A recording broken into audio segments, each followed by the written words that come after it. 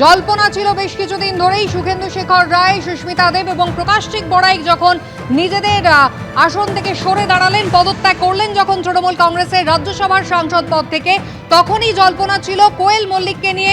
অবশেষে অভিনেত্রী কোয়েল মল্লিক রাজ্যসভায় তৃণমূল কংগ্রেসের সাংসদ পদ থেকে সরে দাঁড়ালেন তিনিও।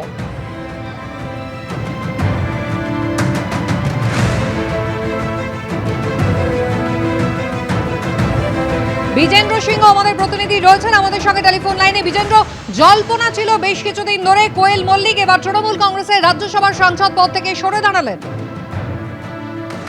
দেখো কুসুমিতা, যেদিন প্রথম দিন এসেছিল খবর কি কোন কোন রাজ্যসভার সাংসদ পদত্যাগ করবেন, সেদিন শুভেন্দু শেখর রায়ের সঙ্গে আমরাই দেখিয়েছিলাম প্রথমে কি কোয়েল মল্লিকও পদত্যাগ করবেন। কিন্তু সেদিন কোয়েল মল্লিক পদত্যাগ করেননি, তিনি যেহেতু বিদেশে ছিলেন সেই সময় তিনি পদত্যাগ করেননি। তারপরে দুজন অন্য সাংসদরা পদত্যাগ করেন, যে টিএমসির প্রকাশচিক বারিক এবং সুস্মিতা দেব। তাদের জায়গায় ইতিমধ্যে নমিনেশনও হয়ে গেছে এবং আগামীকাল তারা জয়ী ঘোষণাও হয়ে যাবেন পশ্চিমবঙ্গ থেকে।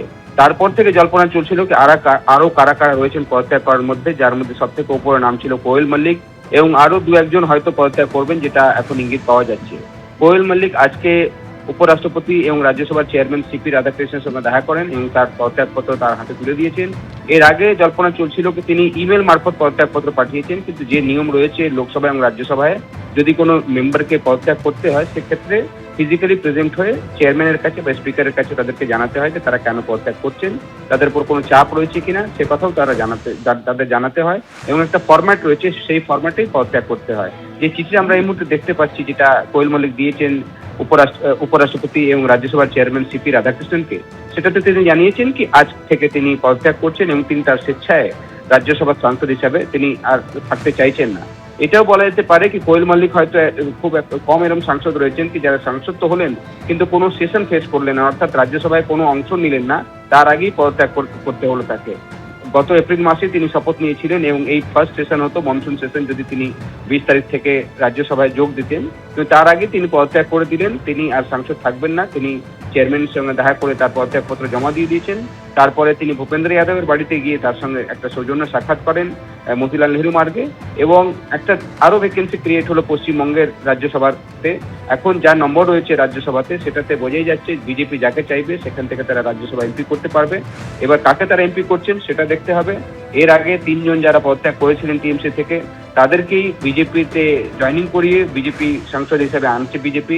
কোয়েল মল্লিকের ক্ষেত্রে একই হবে নাকি অন্য কোন প্রার্থী দেবে বিজেপি, সেটাও দেখার বিষয়। দ্বিতীয় হচ্ছে কোয়েল মল্লিকের পর আরও কে পদত্যাগ করবে, সেটাও এখন প্রশ্ন রয়েছে। একেবারেই বিজেন্দ্র, জল্পনা কিন্তু একাধিক, প্রশ্ন কিন্তু একাধিক উঠলো। প্রথম কথা, আগেই 3 জন সরে দাঁড়িয়েছিলেন, যে 3 জন ইস্তফা দিয়েছিলেন তারা কিন্তু বিজেপিতে যোগদান করেছিলেন এবং তার 2-3 ঘন্টার মধ্যেই তারা কিন্তু একেবারে যোগ দিলেন এবং সেই নিজেদের ছেড়ে যাওয়া আসনেই বিজেপির প্রতীকে নিজেদের মনোনয়ন জমা দিলেন। খুব উল্লেখযোগ্যভাবে আজকে কোয়েল মল্লিক তিনি ইস্তফা দিলেন। ইস্তফা দেওয়ার পর তিনি ভূপেন্দ্র যাদবের সঙ্গে দেখা করলেন, অর্থাৎ কোথাও অতীতে তৃণমূল কংগ্রেসের বিদ্রোহী সাংসদরা লোকসভার এবং রাজ্যসভার তারা যে পথে হেঁটেছেন, কোথাও কোয়েল মল্লিকের রাজনৈতিক ভবিষ্যৎ কি সেই ইঙ্গিত দিচ্ছে বিজেন্দ্র? সেই ইঙ্গিতটাই পাওয়া যাচ্ছে, কেন কি দেখো এর আগে প্রকাশচিক বারিক যখন পদত্যাগ করেছিলেন তারপরে তিনি কোথায় গেছিলেন, নিশিকান্ত দুবের বাড়িতে তিনি গেছিলেন এবং সকালেও তার বাড়ি থেকেই তিনি রাজ্যসভার চেয়ারম্যানের সঙ্গে দেখা করে পদত্যাগ করেছিলেন। সুস্মিতা দেব যেদিন পদত্যাগ করেছিলেন তার আগে তিনি হেমন্ত বিশ্ব শর্মা আসামের মুখ্যমন্ত্রী তার সঙ্গে সাক্ষাৎ করেন এবং তারপরে এসে তিনি পদত্যাগ করেন। শুভেন্দু শেখর রায় বলা যেতে পারে তিনি ভূপেন্দ্র বাড়িতে মিটিং এ তো গেছিলেন, কিন্তু তার আগে তিনি রাজ্যসভা থেকে পদত্যাগ করে দিয়েছিলেন। এখন কোয়েল মল্লিক যিনি পদত্যাগ করেছেন এবং তারপরে তার ছবি দেখা যাচ্ছে সংবাদ মাধ্যমে, যেটা আছে তিনি ভূপেন্দ্র যাদবের বাড়িতে তার সঙ্গে মিটিং করছেন। সেক্ষেত্রে যেভাবে এই 3 জন আবার রাজ্যসভায় এসছেন বিজেপি টিকিটে, কোয়েল মল্লিকও বিজেপি জয়েন করবেন এবং রাজ্যসভায় আসবেন, সেটা একটা প্রশ্ন থাকতেই পারে। কেন কি আমরা দেখতেই পাচ্ছি যারা 3 জন পদত্যাগ করেছিলেন পরে শ্রমিক ভট্টাচার্যের হাত ধরে তারা বিজেপিতে যোগ দেন এবং তারপর বিজেপি তাদেরকে নমিনেশন দেয়। আগামীকাল উইথড্রয়ালের লাস্ট ডেট রয়েছে 3টের সময় এবং যেহেতু আরো কোনো প্রার্থী নেই, এই 3 জনকেই আগামীকাল ঘোষণা করে দেওয়া হবে পশ্চিমবঙ্গ থেকে বিজেপির রাজ্যসভা এমপি হিসাবে তারা যাবেন।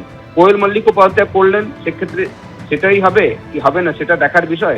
কিন্তু আরো একটা প্রশ্ন রয়েছে কোয়েল মল্লিককে নিয়ে। তিনি যখন শপথ নিয়েছিলেন সাংসদ হিসাবে, মনে করা হচ্ছিল হয়তো তিনি রাজ্যসভায় অংশ নেবেন। এরকম খুবই কম সাংসদ রয়েছেন যারা এমপি হয়েছেন কিন্তু কোনো সেশন ফেস না করার আগেই পদত্যাগ করে দিলেন। তিনি এপ্রিল মাসে শপথ নিয়েছিলেন এবং প্রথম সেশন তার হতো, যেটা আগামী 20 তারিখ থেকে স্টার্ট হতে চলেছে সংসদের মনসুন সেশন, সেটাতে তিনি সাংসদ হিসাবে অংশ নিতে পারতেন। কিন্তু তার আগেই আজকে তিনি চেয়ারম্যান এবং উপরাষ্ট্রপতি সিপি রাধাকৃষ্ণের সঙ্গে দেখা করেন এবং তিনি স্বেচ্ছায় তার যে পদত্যাগ করছেন সেটাও তাকে জানিয়ে দেন এবং তার পদত্যাগের চিঠি তিনি তাকে জমা দিয়ে দিয়েছেন এবং তারপর তিনি ভূপেন্দ্র যাদবের বাড়িতে গিয়ে তার সঙ্গে একটা সৌজন্য সাক্ষাৎ করেছেন। এখন দেখতে হবে কোয়েল মল্লিকও রাজ্যসভায় একই রুট দিয়ে আসবেন যেভাবে বাকি তিনজন এসছেন, নাকি এই জায়গায় বিজেপি অন্য কাউকে রাজ্যসভায় পাঠাবে পশ্চিমবঙ্গ থেকে। একেবারেই বিজেন্দ্র, তুমি আমাদের সঙ্গে থাকো। এবিপি আনন্দ এগিয়ে থাকে, এগিয়ে রাখে।